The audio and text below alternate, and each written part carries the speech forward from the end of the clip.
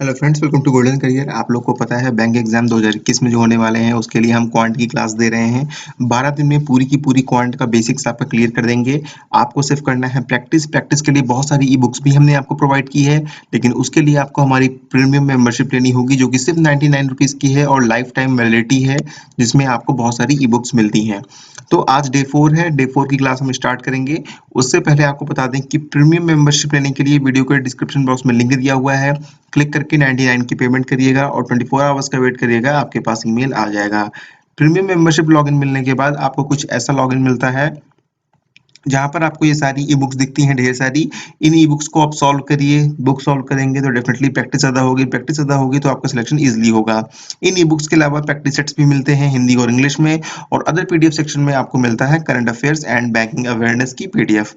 तो आप यहाँ पर इनको सॉल्व करिए। लेकिन चलिए अब आपकी क्लास स्टार्ट करते हैं, ताकि आप पहले बेसिक्स इतना क्लियर कर लें और उसके बाद जो है प्रैक्टिस को स्टार्ट कर पाएँ।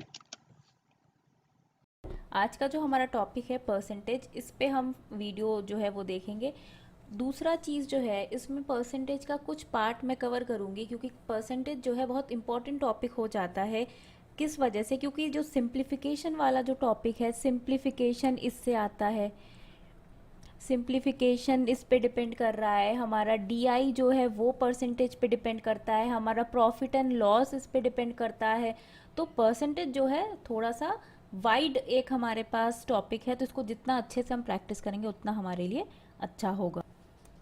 कुछ चीज़ें मैं यहाँ पे आपको बताऊंगी इस वीडियो में, वो चीज़ आप लास्ट तक देखिएगा, क्योंकि अब मैंने यहाँ पे क्वेश्चंस, कई सारे टाइप के क्वेश्चंस लिए हैं। मैंने ज़्यादा टाइम इसमें इन्वेस्ट नहीं किया है कि आपको एक ही टाइप का 10-10 क्वेश्चन कराऊं, तो आपका टाइम वेस्ट होगा। उससे क्या होगा, आप एक क्वेश्चन से, एक ही वीडियो से कई सारे कॉन्सेप्ट जो है आप सीख लेंगे, उसको आप अप्लाई करेंगे प्रैक्टिस करने में। प्रैक्टिस का कोई शॉर्टकट नहीं है, और अपनी मैथ्स में कैलकुलेशन की स्पीड जितनी हो सके उतनी आप प्रैक्टिस करके बढ़ाइए, आपको रिजल्ट दिखेगा। मॉक टेस्ट जब आप देंगे ना, तब आपको उसका डिफरेंस पता चलेगा। परसेंटेज की बात हम जब भी करते हैं, उससे एक बहुत बड़ा रिलेशन आ जाता है हमारा फ्रैक्शन। एक बात आपको बता दूं ना, फ्रैक्शन को ही लिखने का एक दूसरा तरीका है परसेंटेज। ठीक है, फ्रैक्शन जैसे मैंने बोल दिया 3/7, मतलब 7 पार्ट का 3 पार्ट। ठीक है, ये हमने 7 पार्ट का 3 पार्ट बोला। हमने बोला कि अच्छा भाई हमको 100 पार्ट में बताओ, तो हम इसको 100% से मल्टीप्लाई कर देंगे। ठीक है, 100% से जैसे ही मल्टीप्लाई करेंगे, ये हमारा क्या बन जाएगा, परसेंटेज में कन्वर्ट हो जाएगा। तो आप बेसिकली ये जो आप समझ सकते हैं कि परसेंटेज क्या है, बेसिकली फ्रैक्शन को ही रिप्रेजेंट करने का एक तरीका है। आप परसेंट को फ्रैक्शन से अलग नहीं समझिएगा। ठीक है, अब इसका हम यूज़ कैसे करते हैं, जैसे फ्रैक्शन से परसेंट में जाते कैसे। जैसे 2/3 दे रखा है। ठीक है, ये 2/3 क्या है, एक फ्रैक्शन है हमारा। ठीक है, हमें फ्रैक्शन से किस में जाना है, परसेंट में जाना है। तो परसेंट मतलब पर 100। ठीक है, सेंट मतलब 100, तो हमें पर 100 देखना है। तो हम क्या करेंगे, इसको 100% से मल्टीप्लाई कर देंगे। ठीक है, तो हमारा जो आंसर आएगा, इसको थोड़ा कैलकुलेशन ईजी करने के लिए हम क्या कर लेते हैं, इसको 4 बना लेते हैं। ठीक है, ये कटा हमारा 25 आ गया, तो ये क्या बन गया, 50% बन गया। ठीक है, यानी अगर आपको 4 में से 2 नंबर मिलते हैं, तो वो एक्चुअल में 100 में से कितने हैं, वो 50 हैं। तो हमने इसको क्या किया, 100 में बदल दिया। तो यहाँ पे आपको क्या समझ में आया, फ्रैक्शन से आप परसेंट में कैसे जाते हैं, 100% से मल्टीप्लाई करके। ये तो एक बात हुई। आप परसेंट से फ्रैक्शन में कैसे आएंगे, 100 से डिवाइड करके। ठीक है, यहाँ पे हम मल्टीप्लाई कर रहे हैं, जब परसेंट से फ्रैक्शन में जाएंगे तो डिवाइड करेंगे। इसका मतलब क्या है, जैसे हमारा क्या है 50%, तो जब हम ये परसेंट का साइन हटाएंगे ना, ये थोड़ा सा बेसिक है, ज़्यादा टाइम इस पर इन्वेस्ट नहीं करेंगे। ये जब परसेंट का साइन हटेगा तो नीचे एक 100 आ जाएगा, यानी कि इसको हम लिख सकते हैं 50/100। ये 100 कहाँ से आया, ये परसेंट का साइन हटाया, इस वजह से नीचे 100 आया। ठीक है, अगर ये नीचे 1/% का एक्चुअल मीनिंग क्या है, 1/100।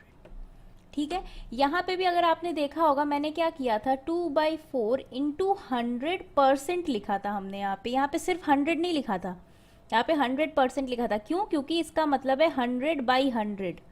100% का मतलब है 100/100, और 100/100 का मतलब एक्चुअल में क्या है, 1। और 1 से अगर हम किसी भी नंबर को मल्टीप्लाई करते हैं तो वो बदलता नहीं है।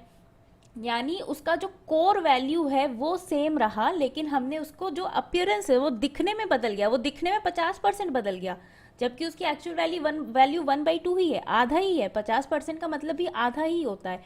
बस इसको दिखने में हमने थोड़ा अलग तरीके से लिख लिया कि हमने उसको 50% लिख लिया, यानी कि हमारा जो 1/2 होता उसको हमने मेकअप करके 50% बना दिया।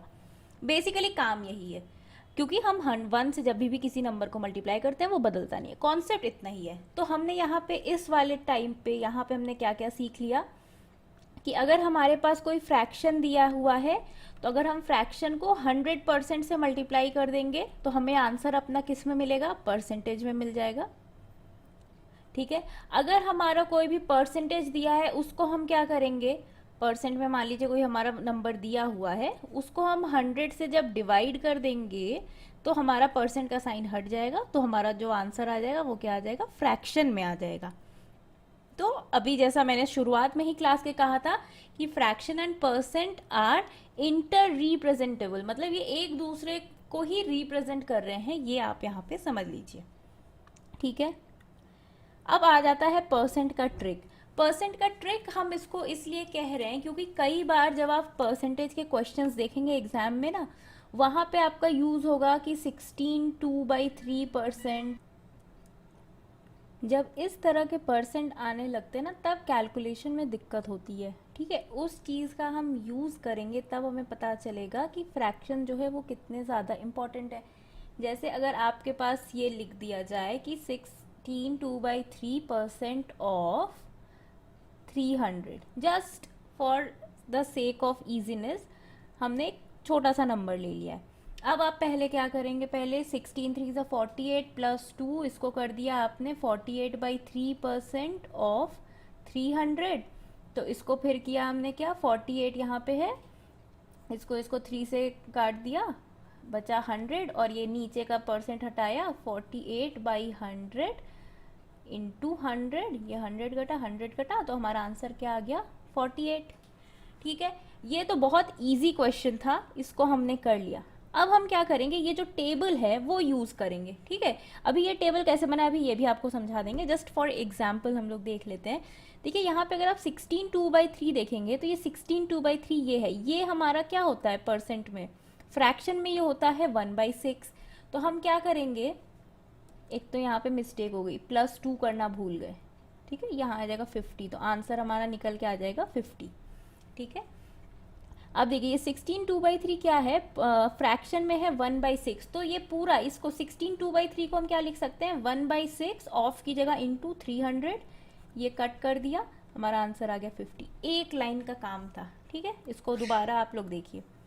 ठीक है, 16/2/3% ऑफ 300, तो हम ये क्या करेंगे, 16×3 = 48 प्लस 2, 50/3% इंटू 300, ये परसेंट भी हटा लेते हैं, 50/% हटता है तो नीचे 100 आ जाता है, बाई 300 इंटू 300।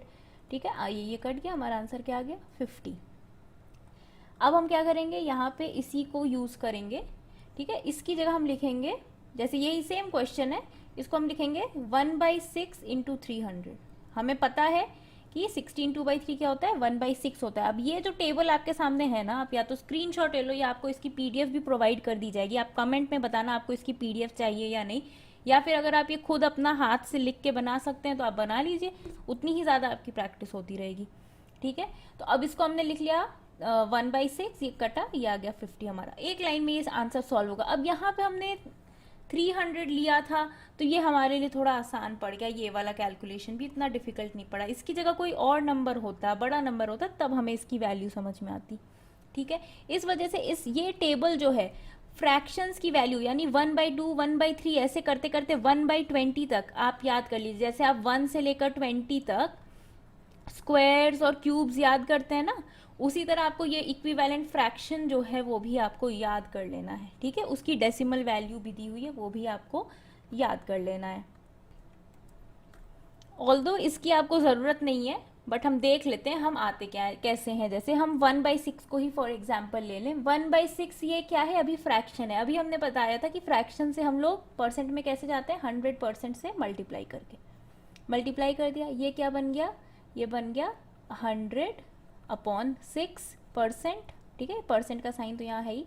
अब इसको हम सॉल्व करेंगे, ठीक है, डिवाइड करिए 100 को 6 से, ठीक है, 6 1 6, ये 4 आ गया 40, फिर 6 आ गया 36, फिर ये 6 आ गया, सॉरी यहाँ पे आ गया 4, ठीक है, 4 आ गया, यानी कि हमारा फ्रैक्शन क्या बन गया, 16 होल 4/6, तो 4/6 क्या कट के बन जाएगा 2/3, तो हमारा ये क्या बन गया 16 2/3। ये तो हमारा बन गया मिक्स्ड फ्रैक्शन में इसका वैल्यू, ठीक है, परसेंटेज का। इसी को हम डेसिमल में आगे बढ़ा सकते हैं, फिर पॉइंट लगा दिया, ये 0 बनाया, फिर ये 6 गया, फिर 36, ये 4 4 बचता जाएगा, तो ये लास्ट में 6 6 ऐसे करके आता जाएगा, ठीक है। तो इसका यानी आपको एक और चीज समझ में आ जाएगा, 2/3 इज इक्वल टू 0.67। अगर आपको कहीं 0.67 दिखता है ना, उसकी जगह आप 2/3 भी लिख सकते हैं, आंसर आपका यही आएगा। उसी तरह 1/3 जो होता है वो होता है 0.33। ये सारी वैल्यूज आपको पता होनी चाहिए, ठीक है। अब देखिए यहाँ पे ये जो है हमारा फ्रैक्शन 1/3, इसको भी हमने सिमिलरली कन्वर्ट किया है, तो ये आ गया 33 1/3%, और इसको अगर डेसिमल में देखें तो 33.33%। ये 0.33 कहाँ से आया, 1/3 से आया है। तो ये टेबल जो है आप क्या करेंगे, इसको भी याद कर लेंगे अपने स्क्वायर एंड क्यूब के साथ। इतनी चीज़ें आपको क्लियर हो गई। अब आपको देखना है एक और चीज़। एक बार हमने जब फ्रैक्शंस पढ़े थे नॉर्मल यूट्यूब क्लास में, जब हमने पढ़ा था, तो उसमें हमने देखा था कि जो मिक्स्ड फ्रैक्शन होते हैं, अगर हम कहते हैं 33 1/3, तो इसका मतलब होता है 33 + 1/3। तो अगर हम कोई चीज़ इसमें मल्टीप्लाई करें, अगर 2 से इसमें मल्टीप्लाई करें, तो 2 जो है इस 33 से भी मल्टीप्लाई होगा और इस 1 से भी मल्टीप्लाई होगा, यानी आंसर क्या हो जाएगा 66 2/3, ठीक है। अब इसका हम यूज़ कैसे कर सकते हैं ज़रा देखिएगा। अभी एक छोटा छोटा एग्जाम्पल देखते हैं, उससे आपको कैलकुलेशन का आइडिया लगेगा कि कैलकुलेशन हम आखिर करते कैसे हैं, ठीक है।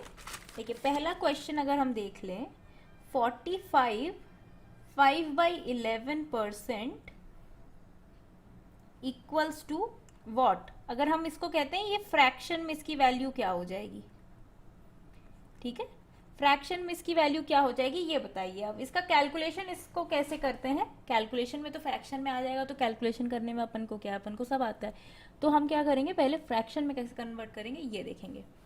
अब देखिए आपको ये दिख रहा है कि 5 इसमें और इसमें, 5 कॉमन आप ले सकते हैं, ये भी 5 से डिविजिबल है, तो आप क्या करेंगे 5 कॉमन ले लीजिए, ठीक है। जैसे ही आप कॉमन लेते हैं 5, तो यहाँ पे क्या आ जाएगा 9, और ये 1 5 का 1 बन जाएगा 1/11%, ठीक है।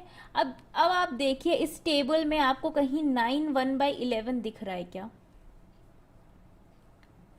9 1/11 क्या है, 1/11 का फ्रैक्शन पार्ट है, ठीक है। यानी कि अगर हम इसको कन्वर्ट करना है तो 9 1/11% को हम क्या लिख सकते हैं, हम उसको लिख सकते हैं 5 इंटू, अब ये क्या आ जाएगा 9 1/11 की जगह क्या लिख सकते हैं 1/11, ये परसेंट से फ्रैक्शन में आ गया, ठीक है, आ गया। तो अब इसका फ्रैक्शनल वैल्यू क्या हो जाएगा 5/11।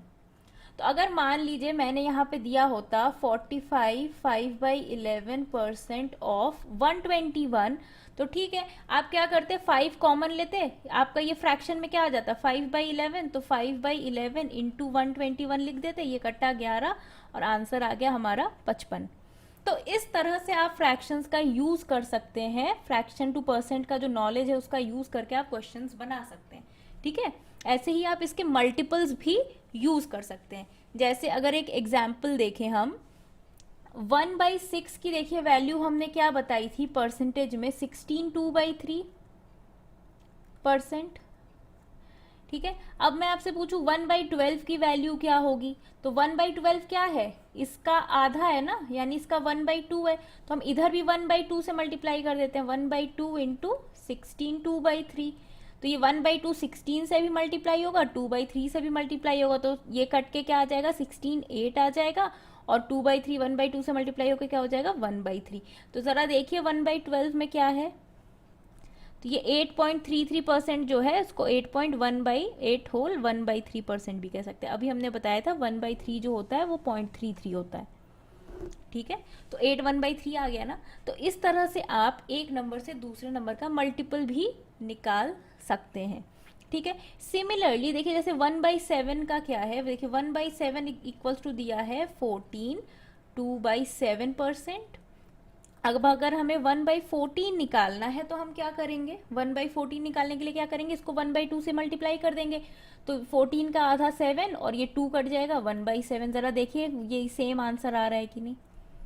देखिए 7 होल 1/7 आ रहा है ना, जबकि 7 क्या था, 14 2/7। इसी तरह से हम सारे निकाल सकते हैं। 1/5 से 1/15 भी निकाल सकते हैं। अगर हमें 1/5 याद है कि 20% होता है, तो 1/3 यानी इसको क्या करना पड़ेगा, हमें 1/3 से मल्टीप्लाई करना पड़ेगा। तो इस तरह से आप क्वेश्चंस अगर आपको याद नहीं भी है, 10 तक भी याद कर लें, तो आप बाकी निकाल सकते हैं। कोशिश करिए 1/20 तक पूरा अच्छे से याद हो जाए। अब याद कैसे करना है, बैठ के रटना नहीं है। जब आप परसेंटेज के क्वेश्चन सॉल्व कर रहे हैं तो आप क्या करिए, ये जो आपने टेबल बनाई हुई है या इसका प्रिंट आउट लिया है, जो भी किया है, इसको अपने सामने रखिए। ठीक है। अब जब जब आप क्वेश्चन सॉल्व कर रहे हैं तो आप इससे एक बार देख लीजिए। जैसे ही आपके पास अगर मान लीजिए फॉर एग्जाम्पल 6 1/4 आ गया, ठीक है, तो जब 6 1/4% आ रहा है तो आप क्या करिए, 6 1/4% इसमें ढूंढिए। यहाँ पे है यानी ये 1/16 है, तो इसकी जगह लिख लीजिए 1/16। तो जब आप इस टेबल को यूज करेंगे ना, तो आपको वैल्यूज ऐसे के ऐसे ही याद हो जाएंगे। लेकिन आपको यूज करना पड़ेगा इसका, वरना नहीं याद होंगे। आप टेबल की तरह इसको याद करते रहेंगे, याद होगा ही नहीं। कुछ ना कुछ मिस्टेक्स हो जाएंगी। यूज करने से चीजें जल्दी याद होती हैं। ठीक है। अब आ जाते हैं फ्रैक्शन के स्प्लिटिंग पे, कि हम लोग फ्रैक्शन स्प्लिट करके कैसे क्वेश्चंस जो हैं वो हम सॉल्व कर सकते हैं। ठीक है। जैसे अगर मान लीजिए हमें किसी भी वैल्यू का, जैसे मान लीजिए 62 1/2% ऑफ 480। अब देखिए आपको डायरेक्ट ऐसे क्वेश्चंस ना भी आए, लेकिन आपको इस ये जो नॉलेज है इसका यूज करना है, इसको समझिए। ठीक है। भले ही आपको लगे अरे यार इस लेवल के क्वेश्चंस कहाँ आते हैं, ये आपको इसलिए बता रहे हैं ताकि आपको ये यूज जो है इसका समझ में आए। अब देखिए ये 62 1/2% में, अब आप क्या करेंगे, इसको करेंगे 62 इंटू 2 हो जाएगा 124 प्लस 1 125/2% इंटू 480, 125/200 इंटू 480। अब आप इसको सॉल्व करिए, ये 5 से कटेगा, यहाँ आ जाएगा हमारा 25, ये 5 से कटेगा 4, 4 से ये कटा 12। अब 12 इंटू 25 करेंगे हम, 60 का 0, फिर 6 कैरी 24 30। ये लीजिए हमारा आंसर आ गया 300। ठीक है। अब हम किस तरह से, अगर मुझे सॉल्व करना होता तो मैं पर्सनली इसको कैसे करती, देखिए ये 62 को हम लिख सकते हैं कैसे, 50 प्लस 12 1/2% ऑफ 480। ठीक है। 50% मतलब क्या होता है, 1/2, और 12 1/8 का मतलब क्या होता है, 1/8। ठीक है। इंटू 480, तो यानी कि 1/2 इंटू 480 क्या हो जाएगा, 480 का आधा मेरा कितना हो जाएगा 240, प्लस 1/8 से अगर हम करेंगे तो ये क्या आ जाएगा 60, तो ये आ गया हमारा 30। अब आप खुद डिसाइड करिए कि आपको कौन सा ज़्यादा आसान लगता है। ठीक है। अब जैसे देख लीजिए, हमें ये देख के ही पता, अच्छा हमें 480 का 50% निकालना है, अरे ये तो 240 होगा। अब 480 का 1/8 निकालना है, इसको हमने फ्रैक्शन में बदल लिया, 1/8 निकालना है। देखिए यहाँ पे था ना फ्रैक्शन टेबल पे, 12 1/2 किसका होता है, 1/8 का फ्रैक्शन होता है। तो 1/8 और 48 क्या हो जाता है, 60 हो जाता है। अरे भाई इसमें 60 प्लस कर दो, मेरा आंसर आ गया 300। अगर आपको ये कैलकुलेशन पसंद है, यानी आपका 10 सेकेंड और लूज होने वाला है। अगर आपको इस तरह से आगे बढ़ना है तो आपका कैलकुलेशन माइंड में ही हो जाएगा, तो आपका टाइम जो है वो सेव होगा। तो आप फ्रैक्शंस इस तरह से स्प्लिट करके आप यूज़ कर सकते हैं। अगला क्वेश्चन देखते हैं, 1062/3% ऑफ 225। ठीक है। अब आप क्या करिए, आप इसको अपने तरीके से सॉल्व करिए। ठीक है। मैं क्या करूँगी, मैं इसे अपने तरीके से सॉल्व करती हूँ, देखते हैं किसका आंसर जो है वो जल्दी आ सकता है। अब चीटिंग नहीं करनी है, कोई भी जो कैलकुलेटर वैलकुलेटर का यूज़ नहीं करना है। ठीक है। चलिए साथ करते हैं दोनों लोग, 1 2 3 स्टार्ट।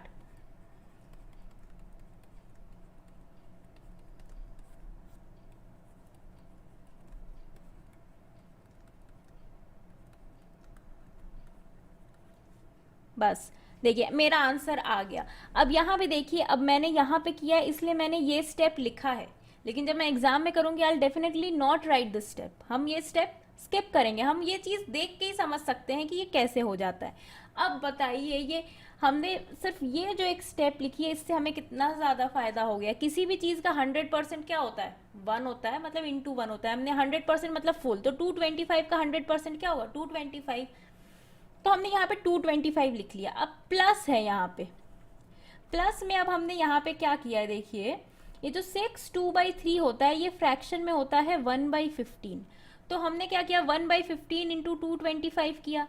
अब हमें तो स्क्वायर की टेबल्स ऑलरेडी याद है, तो 15 का स्क्वायर होता है 225, तो ये आ गया 15। तो हमने जस्ट देख के ही बता दिया। अच्छा 6/2/3% ऑफ 225 क्या होगा, 15 होगा। तो इसको हम प्लस कर देंगे तो हमारा आंसर क्या आ जाएगा, 240 आ जाएगा। अब आपको ये नॉर्मली निकालना होता तो आप क्या करते, 20/3 इंटू 225 करके आप इसको अगर स्प्लिट भी कर देते, अगर आपने फ्रैक्शनल वैल्यू नहीं भी यूज़ किया, आपने नॉर्मल स्प्लिटिंग करके भी किया है, तो भी आपको ये सॉल्व करना पड़ता। फिर आप इसको करेंगे ऐसे, 7 × 21 75 आ गया, 3 अब इसको मल्टीप्लाई करके बोलेंगे अरे ये तो आ गया हमारा आंसर 1500/100, ये परसेंट का लगा के ये 15 आ गया। अब हम करेंगे 225 + 15। तो अगर आपको ये फ्रैक्शनल वैल्यू नहीं पता होगी तो आप देख सकते हैं आपका ये वाला कैलकुलेशन करने में एक्स्ट्रा टाइम जाएगा, जो मैंने जस्ट ये सम देख के ही कर लिया। अरे 10 में से अगर 2 सम में भी इतनी आसान कैलकुलेशन में आप 10 सेकंड बचा पाए तो आपके 20 सेकंड बचे। 20 सेकंड में एक क्वांट का क्वेश्चन आराम से सॉल्व हो सकता है, इस बात का आप ध्यान रखिएगा। मान लीजिए 10 सिंप्लीफिकेशन के क्वेश्चन में से 2 भी ऐसे आ गए जिसमें से आपने 10-10 सेकंड एक्स्ट्रा बचा लिए, तो फिर तो आप ही का फायदा होगा। तो इसका आपको यूज करना है, स्प्लिटिंग का यूज करना है और फ्रैक्शन का यूज करना है परसेंटेज में, तो ही आपको फायदा मिलेगा। ठीक है, अब हम देखेंगे सक्सेसिव चेंज क्या होता है परसेंटेज का। ये जो हमारा ज़्यादा काम आता है ना, ये हमारा मेंसुरेशन में बहुत ज़्यादा काम आता है। ठीक है, ये हमारा सक्सेसिव परसेंटेज किस में काम आता है, एमआरपी और डिस्काउंट वाले पे काम आता है हमारा ये। अब इन सब चीज़ों में हमें इसका इसीलिए एप्लीकेशन पता होना चाहिए कि किस तरह से हम काम करते हैं इसमें। देखिए, एक तो पहला हम फॉर्मूला देखेंगे। फॉर्मूला जो अप्लाई होता है वो डायरेक्ट परसेंटेज वैल्यू पे अप्लाई हो जाता है। ठीक है, फॉर्मूला हमें क्या कहता है। अच्छा, ये सक्सेसिव चेंज मतलब क्या है, जैसे मान लीजिए कोई एक चीज़ है जिसको आपने 10% इंक्रीज किया, ठीक है, और जो आंसर आया उसको आपने 10% और इंक्रीज कर दिया। ठीक है, ये जो एक पहले आपने इंक्रीज किया 10% और दोबारा से इंक्रीज किया, तो ये सक्सेसिव इंक्रीज हुआ, सक्सेसिवली चेंज किया है। तो इसी को हम कहते हैं सक्सेसिव परसेंटेज चेंज, आपने क्योंकि परसेंट के वैल्यूज में चेंज किए हैं। तो अब इसी का हम लोग फॉर्मूला में कैसे देखते हैं। अगर मान लीजिए कोई एक आर्टिकल है, आर्टिकल के एग्जांपल में देखते हैं, इसका प्राइस आपने क्या किया, 10% बढ़ाया। ठीक है, उसके बाद से आपने इसका प्राइस क्या किया, 10% और बढ़ा दिया।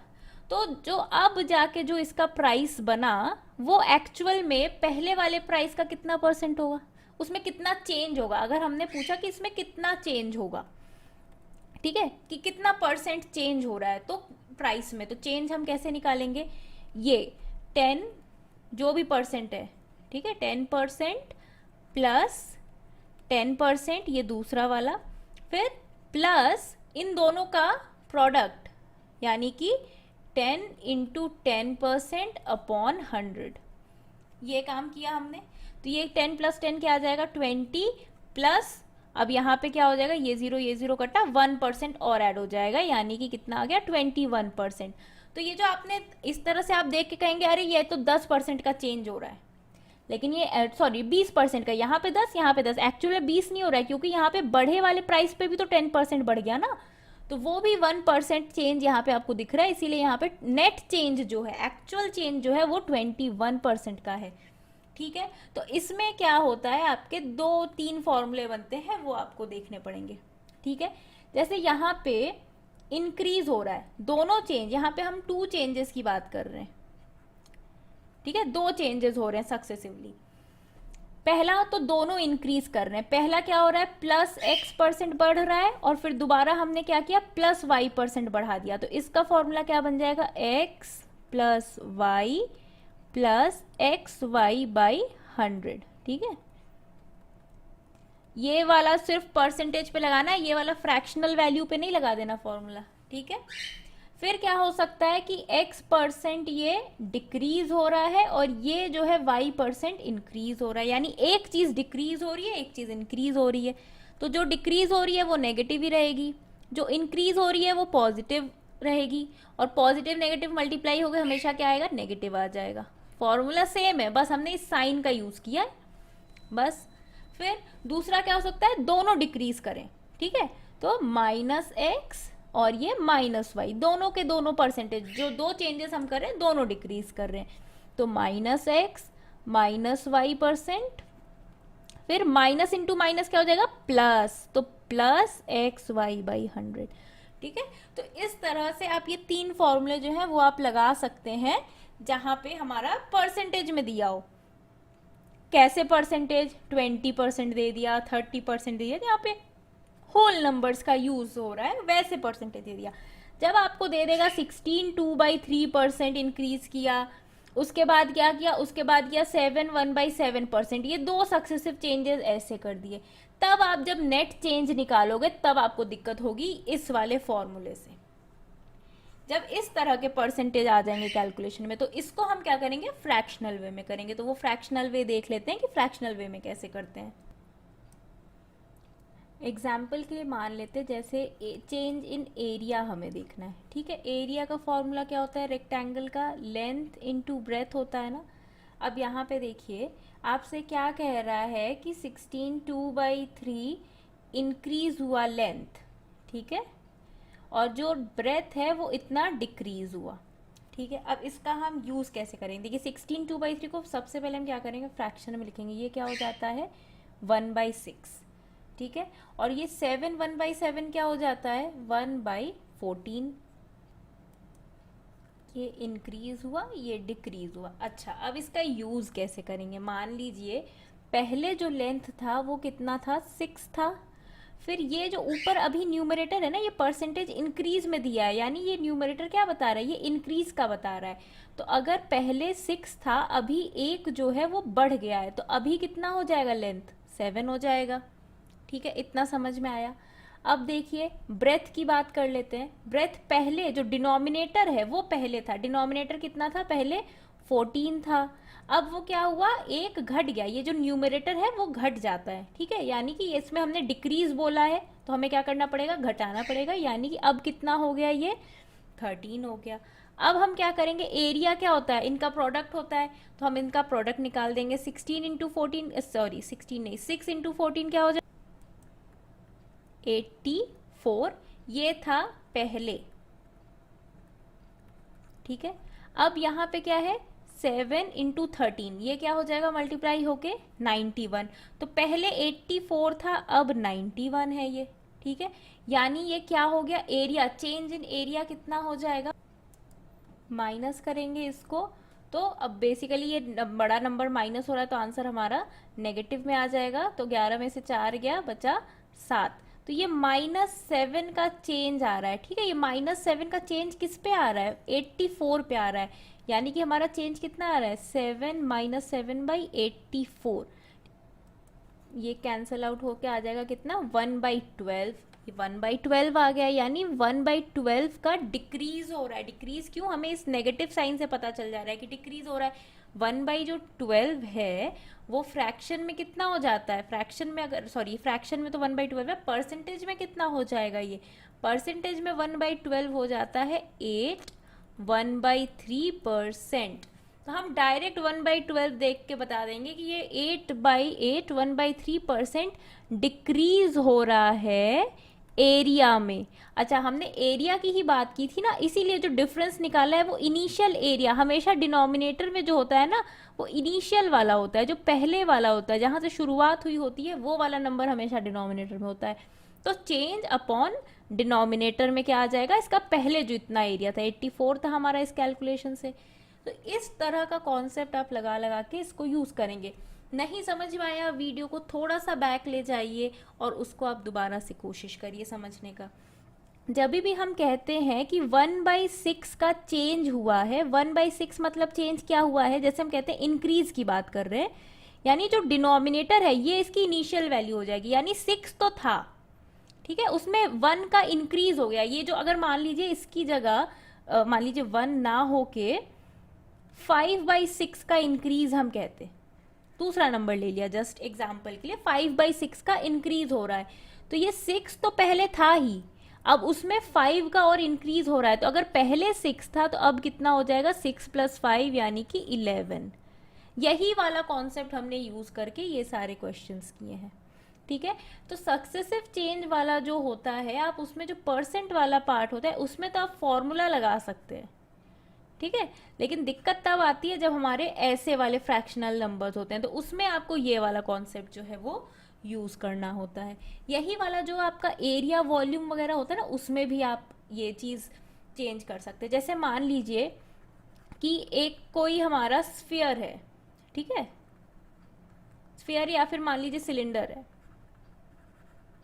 ठीक है, सिलेंडर है, उसका रेडियस जो है हमने 20% से इंक्रीज कर दिया, तो उसका जो वॉल्यूम है वो उस पे क्या फर्क पड़ेगा ये आपको बताना है।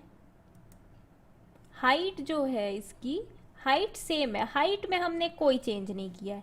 तो अभी देखिए वॉल्यूम का फॉर्मूला क्या होता है सिलेंडर का, ये जस्ट समझाने के लिए कर रहे हैं कि इसका हम यूज़ कैसे कर सकते हैं। तो वॉल्यूम का फॉर्मूला होता है πr²h। ठीक है, अब हम देखिए एक तरह से लिख सकते हैं V = R हम क्यों लिख रहे हैं, क्योंकि पाई तो हमारा कांस्टेंट है तो इसका कोई फर्क नहीं पड़ेगा, और h जो है हमारा इस केस में कांस्टेंट है, इसमें हमने कोई इंक्रीज डिक्रीज नहीं किया है, तो इसलिए हमने volume is directly proportional, actually आप लिख दीजिए R² आ गया R तो हमने क्या किया, 20% का इंक्रीज किया, यानी कि फ्रैक्शन में हम क्या कहते हैं 1/25% क्या होता है 1/5, यानी कि अगर पहले 5 था तो हमने उसमें 1 इंक्रीज कर दिया। ठीक है, 1 इंक्रीज कर दिया तो अब क्या बन जाएगा, 6 बन जाएगा। ठीक है, तो अब हम यही करेंगे, इनिशियल और फाइनल वैल्यू निकाल लेंगे। देखिए V1 और V2 अगर हम लिख लेते हैं, V1 हमारा क्या हो जाएगा, पहले हमारा 5 था तो 5 × 5, क्योंकि हाइट में कोई चेंज नहीं हुआ है, हाइट का चेंज होता तो हाइट को भी यहाँ पे इंक्लूड कर लेते हैं। ठीक है, 5 × 5 आ गया, और अभी क्या है फाइनल वाला वैल्यू क्या हो जाएगा 6, क्योंकि 5 में 1 का इंक्रीज हुआ है तो 1 को इंक्रीज कर दिया हमने, 5 में 6 बन गया, तो ये क्या हो जाएगा 6 × 6। तो पहले जो वैल्यू मेरी 25 आ रही थी वही वैल्यू अब मेरी 36 हो गई। डिफरेंस मेरा कितने का आ रहा है, मेरा 9 का डिफरेंस आ रहा है। ये डिफरेंस क्या हो रहा है, ये डिक्रीज का डिफरेंस है, और हमेशा जो इनिशियल वैल्यू होती है वही डिनोमिनेटर में आती है। अपॉन 25 आ गया, इसको 100 से कर दिया तो ये क्या आ जाएगा 36% का डिक्रीज होगा, सॉरी इंक्रीज होगा, ये इंक्रीज क्यों होगा, क्योंकि फाइनल वैल्यू जो है वो बड़ी है। ठीक है, तो 36% का इंक्रीज हो जाएगा। तो इस तरह से आप चेंजेस में फ्रैक्शन का यूज कर सकते हैं, बहुत ही अच्छी ट्रिक है, इसको प्रैक्टिस करते रहिए। आज जो है हम कॉस्ट, एक्सपेंडिचर और कंजम्पशन तक का पार्ट जो है कवर करके यहाँ पे छोड़ेंगे, और जो इससे भी बेटर वाले क्वेश्चंस जो आपको एग्जाम में भी डील करने को मिलेंगे वो सारे क्वेश्चंस भी हम यहाँ पे अगले वीडियो में देखेंगे, और परसेंटेज का जो चैप्टर है उसको हम लोग यहाँ पे खत्म करेंगे। प्रैक्टिस करने की काम आपकी है, जितना प्रैक्टिस करेंगे उतना आपका फायदा है। एक फॉर्मूला क्या होता है हमारा, एक्सपेंडिचर इक्वल्स टू, एक्सपेंडिचर को मैंने EXP लिखा, इक्वल्स टू क्या हो जाता है देखिए, कॉस्ट यानी कि प्राइस इनटू कंजम्पशन, ये होता है हमारा फॉर्मूला। बस अगर अब यहाँ पे देखिए हमने क्या किया, अब अगर हमने प्राइस में चेंज कर लिया 10% का, ठीक है, मान लीजिए 25% का चेंज किया हमने, 25% क्या होता है 1/4 होता है, तो हमने इंक्रीज कर दिया प्राइस। तो पहले प्राइस कितना था 4 था, अब हमने उसमें 1 क्या किया इंक्रीज कर दिया, तो पहले 4 था अब क्या हो जाएगा ये 3 हो जाएगा। फिर हमने बोला कि जो हमारा कंजम्पशन है, ठीक है, कंजम्पशन को हमने 25% से डिक्रीज कर दिया। डिक्रीज का मतलब क्या है, 25% का मतलब क्या होता है 1/4 होता है, यानी पहले 4 था अब उसमें से 1 डिक्रीज कर दिया, तो पहले 4 था तो अब क्या हो जाएगा 3 हो जाएगा। तो यानी पहले कंजम्पशन, सॉरी इसमें इंक्रीज किया भाई, इसमें 5 आएगा, हे भगवान, 25% है इंक्रीज हो रहा है, तो 4 था तो अब वो 5 बन जाएगा, तो यहाँ पे 5 आ जाएगा। ठीक है, इंक्रीज किया है, सॉरी, हाँ, अब कंजम्पशन क्या कर रहे हैं हम 25% से डिक्रीज कर रहे हैं, तो पहले 4 था तो अब क्या हो जाएगा 3 हो जाएगा, तो पहले 4 था तो अब 3 हो जाएगा। तो एक्सपेंडिचर पे क्या असर होगा, सेम जो अभी हमने किया है ना वही कॉन्सेप्ट है यहाँ पे। देखिए 4 × 4 पहले एक्सपेंडिचर कितना था, 16 था। अब क्या हो गया, 3 इंटू 5 15 हो गया। ठीक है, 15 हो गया। तो अब देखिए एक्सपेंडिचर कितना चेंज हुआ। एक्सपेंडिचर पहले 16 था, 15 था, अब क्या हो गया, घट गया एक्सपेंडिचर। एक्सपेंडिचर हमारा घट गया। कैसे घट गया, कितना घट गया, 1 से घट गया। और ये 1 कितने पे घटा, 16 पे घटा। तो यहाँ पे क्या आ जाएगा, 1/16। अगर इसको हम फ्रैक्शन में लिखें तो ये आ जाएगा 6 होल 1/4%। जो आपको टेबल दी थी ना उसमें ये सारी चीज़ें लिखी हैं, तो इसको ही हम लिख सकते हैं 6.25%। इतने का क्या आ रहा है, डिक्रीज आ रहा है। पहले से देखिए कम हो गया है, तो ये डिक्रीज हो गया, तो एक्सपेंडिचर हमारा घट गया। ये फॉर्मूला आपको अगर पता है तो आपको कोई भी फ्रैक्शन दे दे, 16 2/3 दे दे या 45 5/11 दे दे, कोई भी आपको दे दे परसेंटेज चेंज, आप आराम से क्वेश्चन सॉल्व कर सकते हैं। ठीक है, अब ये तो राम कहानी हमारी पूरी हुई। अब हम क्या करेंगे, क्वेश्चन सॉल्व करेंगे, क्योंकि क्वेश्चंस ही तो हमें नंबर दिलाएंगे ना। देखिए यहाँ पे क्या कह रहा है, if the price of the sugar is increased by 20%, then by what percent should the consumption be decreased so as to keep the expenditure constant. अच्छा यहाँ पे देखिए हमारा फॉर्मूला क्या बन रहा था, यहाँ पे price into consumption is equal to expenditure. तो यहाँ पे देखिए एक पार्ट क्या कह रहा है, कांस्टेंट है, यानी कि हमारा जो एक्सपेंडिचर है ये चेंज नहीं हो रहा है। तो इस चीज में आपको एक फॉर्मूला यहाँ पे बनेगा, ये चीज आपको दिमाग में एकदम फिट कर लेनी है। अगर 3 हमारे पास वेरिएबल है, ऐसे मल्टीप्लिकेशन वाला केस हो रहा है, अगर 3 वेरिएबल है उसमें से एक हमारा कांस्टेंट है, 2 चेंज हो रहे हैं आपस में, एक हमारा कांस्टेंट है। ठीक है, तो अब देखिए यहाँ पे आपसे क्या कह रहा है कि शुगर प्राइस तो क्या है हमारा 20% घट गया है, इन बढ़ गया है। ठीक है, अब आपके पास अगर जैसे घर में मान लीजिए आपको मम्मी कहती है कि 300 रुपए का हम चीनी मैक्सिमम खरीद सकते हैं, तो अब 300 रुपए तो आपके फिक्स्ड हैं, 300 रुपए नहीं बढ़ रहे, चीनी के दाम बढ़ने से 300 रुपए बढ़ नहीं रहे आपके, वो तो 300 ही है। यानी कि आपको अपना कंजम्पशन जो है वो कम करना पड़ेगा। आप चीनी कितना यूज कर रहे हैं वो आपको कम करना पड़ेगा। अब कितने से कम करेंगे, ये हो गई बात टेंशन की, वो हम देखेंगे कैसे करते हैं। यहाँ पे जब मेरा 20% का इंक्रीज यानी 1/5 होता है परसेंटेज में, यानी कि पहले अगर 5 था तो अब 6 हो जा रहा है, इंक्रीज हो रहा है ना, इसलिए इसको हमने 6 कर दिया। ठीक है, तो अब देखिए ये कभी भी देखिए अगर तीसरा वाला पार्ट जो है वो हमारा कांस्टेंट है, तो कंजम्पशन यहाँ पे आपको समझ में आ रहा है, प्राइस अगर बढ़ रही है तो कंजम्पशन घट रहा है, तो हम कह सकते हैं consumption is inversely proportional to price. तो अगर प्राइस जो है वो 5 से 6 हो रही है तो कंजम्पशन क्या होगा, 6 से 5 हो जाएगा। तो इसका जस्ट रिवर्स हो जाएगा, 6/5। केस क्या आपको दे रखा है कि एक्सपेंडिचर जो है वो कांस्टेंट है, तभी हम इसको रिवर्स में लिख सकते हैं। अगर ये कांस्टेंट नहीं होता तो रिवर्स में नहीं लिखते। तो हमें कंजम्पशन का पता चल गया। ठीक है, अब हमें पूछ रहा है व्हाट परसेंटेज, कितना परसेंट डिक्रीज करना है। तो कितना देखिए ये डिक्रीज हुआ, हमें एक्सपेंडिचर का कोई यूज ही नहीं आया, क्योंकि एक्सपेंडिचर तो हमारा चेंज कुछ हुआ ही नहीं है, तो उसका यूज ही नहीं आ रहा। तो हमारा देखिए चेंज कितने में हो रहा है, 6 - 5 कर दिया हम लोगों ने, तो कितना आ गया 1। लेकिन चेंज कितने पे हो रहा है, 6 पे हो रहा है, तो 6 नीचे आ जाएगा। तो चेंज ये कितना आ गया, 16 2/3%। इतनी देर से आप 1/6 सुन रहे हैं ना, अब आपको तो याद भी हो गया होगा कि 1/6 जो है वो 16 2/3 का परसेंटेज है। ठीक है, इस तरह से आपको क्वेश्चन करना है। अब यहां से देखिए फॉर्मूला एक क्या बना, अगर मेरा प्राइस में इंक्रीज हो रहा है 1/5 यानी कि 20%, तो डिक्रीज क्या होगा, अगर ये इंक्रीज है तो डिक्रीज क्या होगा 1/6%। कुछ समझ में आया, नहीं आया ना। देखिए फॉर्मूला यहाँ पे ये बन रहा है कि अगर हम फ्रैक्शन में बात करें तो अगर प्राइस मेरा 1/n है तो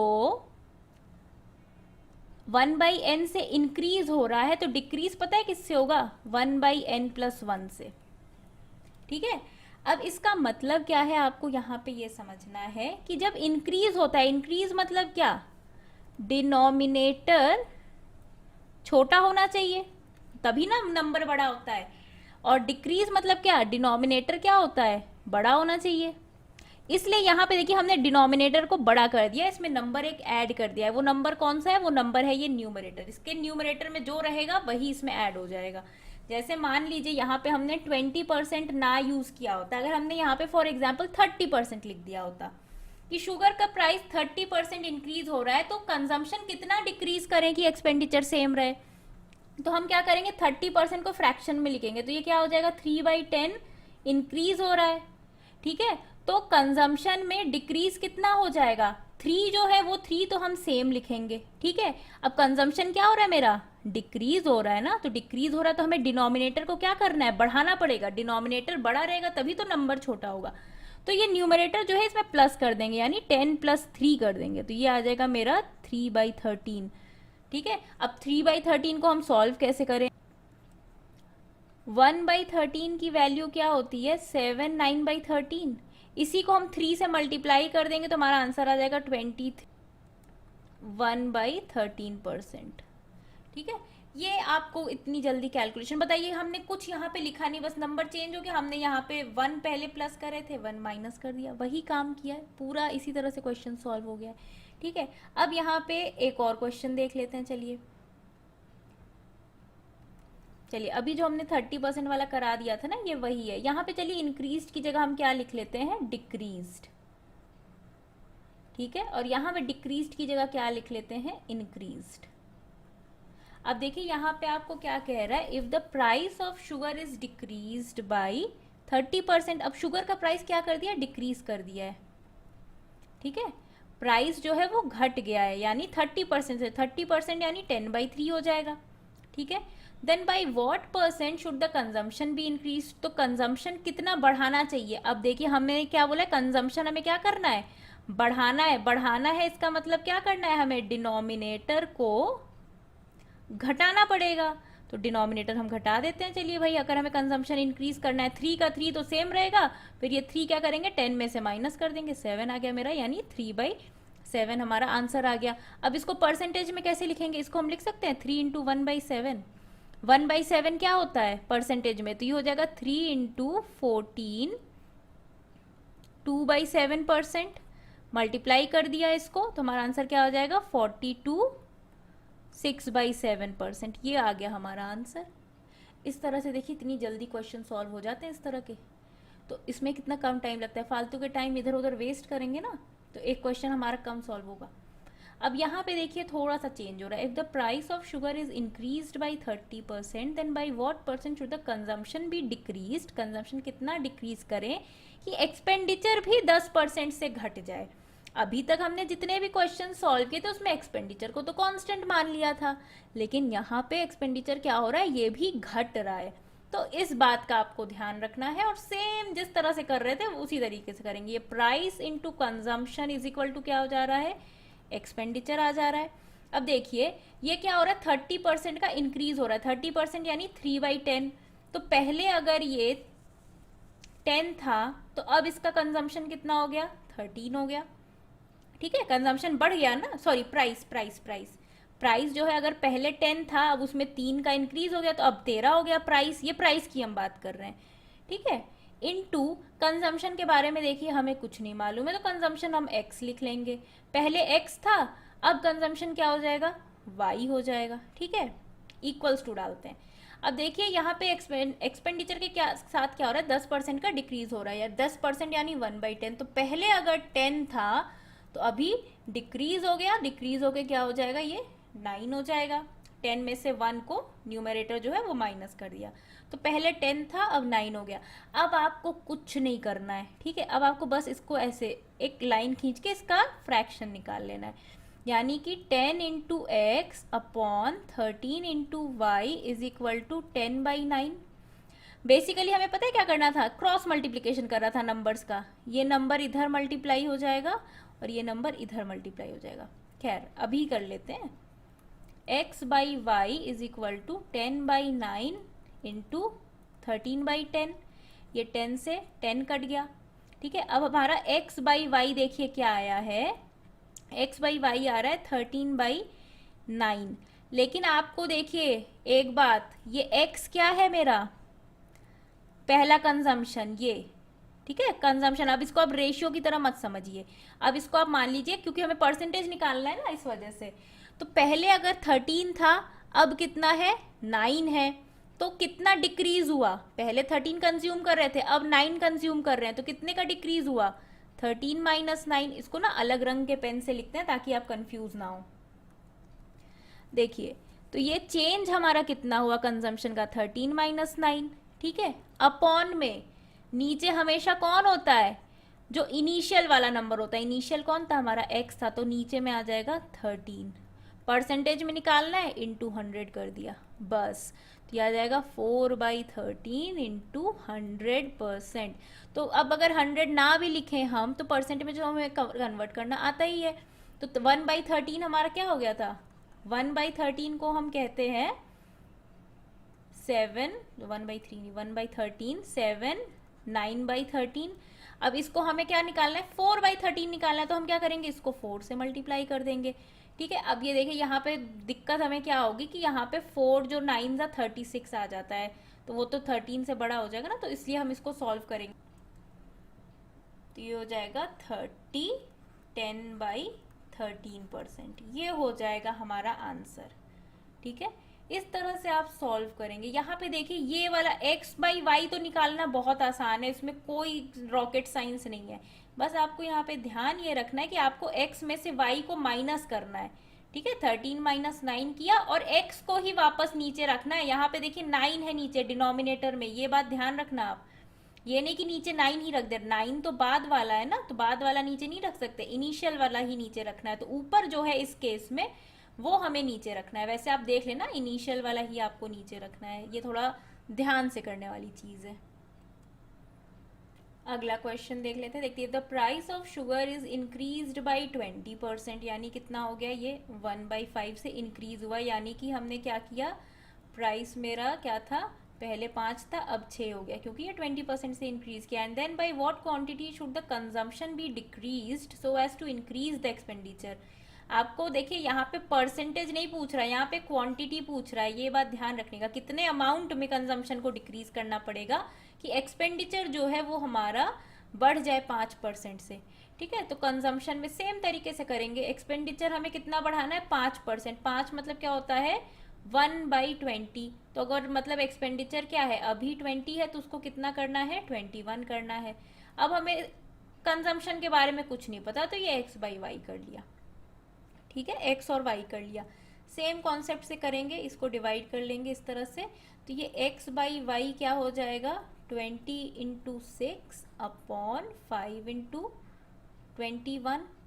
ये कैंसिल हुआ, ये 4 से, और ये कैंसिल हुआ 3 से, ये आ गया 8/7। अब यहाँ पे मेरा x/y आया है, ठीक है। अब आपको निकालना है कंजम्पशन ओरिजिनल कितना है, वो आपको निकालना है। तो उसके लिए थोड़ा सा यहाँ पे ध्यान दीजिएगा, x मेरा 8 है, y मेरा 7 है, तो चेंज कितना हो रहा है, कितना डिक्रीज हो रहा है कंजम्पशन, 8 में से 7 माइनस हुआ, 1 का डिक्रीज हो रहा है। 1 का डिक्रीज किस पे हो रहा है, 8 पे हो रहा है, 1/8, ठीक है। अब देखिए यहाँ पे क्या कह रहा है, if the original consumption was 280, यानी x की वैल्यू हमें क्या दे रखी है, 280 दे रखी है। तो हम क्या करेंगे, ये डिक्रीज ही तो हमें निकालना है ना, कितनी क्वांटिटी डिक्रीज हुई है, तो ये तो हमने फ्रैक्शन में निकाल लिया ना कितना डिक्रीज हुआ है। तो इसको अगर हम 1/8 इंटू 280 कर देते हैं, तो हमारा निकल जाएगा कि कितना एक्चुअल अमाउंट में, केजी में कितना डिक्रीज हुआ है। फ्रैक्शन में तो 1/8 डिक्रीज हो गया है, घट गया है, केजी में कितना है, तो उसको केजी से हमें मल्टीप्लाई करना पड़ेगा ना। तो इसको हम मल्टीप्लाई कर देंगे 280 से, 2 ज़ा 16, और ये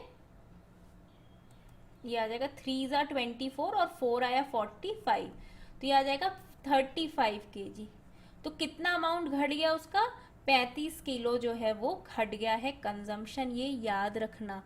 अब अगर आपसे ये पूछता कि कितना कंजम्पशन अभी भी चल रहा है, तो आप क्या करेंगे, 280 माइनस 35 कर देंगे, ठीक है। तो आपका आंसर जो है निकल जाएगा कि अभी भी कितना कंजम्पशन वो लोग कर रहे हैं। तो अब एक चीज़ आप यहाँ पे ध्यान से मैं रिपीट कर दूँ, ये मैंने 8-7 क्यों किया था, 8-7 करके 1 क्यों लिखा था, क्योंकि मैंने मान लिया था कि पहले जो है वो 8 कंज्यूम कर रहा है, अभी वो कंज्यूम कितना कर रहा है, 7 कंज्यूम कर रहा है, तो उसका कंजम्पशन कितना घट गया, 8 से 7 हो गया, तो 1 घट गया ना, तो वो 1 लिखा। ये हमने कितना घटा है वो निकालने के लिए, उसका परसेंटेज निकालने के लिए मान लीजिए पूछता कितना परसेंट घटा, तो वो भी निकाल सकते हैं हम लोग।